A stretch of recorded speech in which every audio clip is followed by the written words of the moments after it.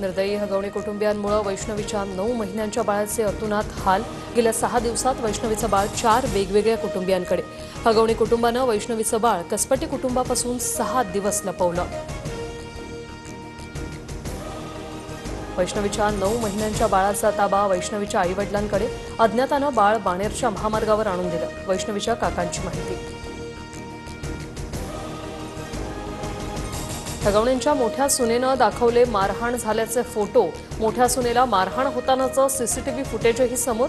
हगवणे कुटुंबियांच्या काळ्या कारनाम्यांचा मोठ्या सुनेकडून पर्दाफाश। हगवणेंची मोठी सून मयुरीच्या तक्रारीची महिला आयोगानं दखल घेतली असती तर वैष्णवी जिवंत असती। सुषमा अंधारेंचा आरोप। तर महिला आयोगाकडून दुर्लक्ष झालं असेल तर कारवाई होईल। आदिती तटकरेंचं आश्वासन। आयजी जालिंदर सुपेकर हे वैष्णवीच्या नवऱ्याचे मामा। आयजी जालिंदर सुपेकरांचा धाक दाखवत हगवणे कुटुंबियांकडून दोन्ही सुनांवर अत्याचार। अंजली दमान यांचा आरोप।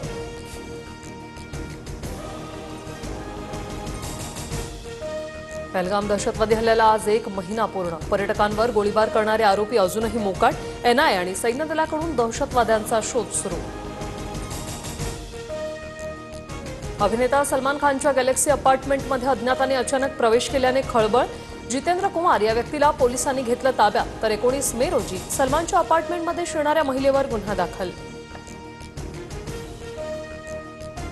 राज्यात कोरोनाचे आणखी 26 रुग्ण। राज्यातील एकूण कोरोना रुग्णसंख्या आता 132 वर।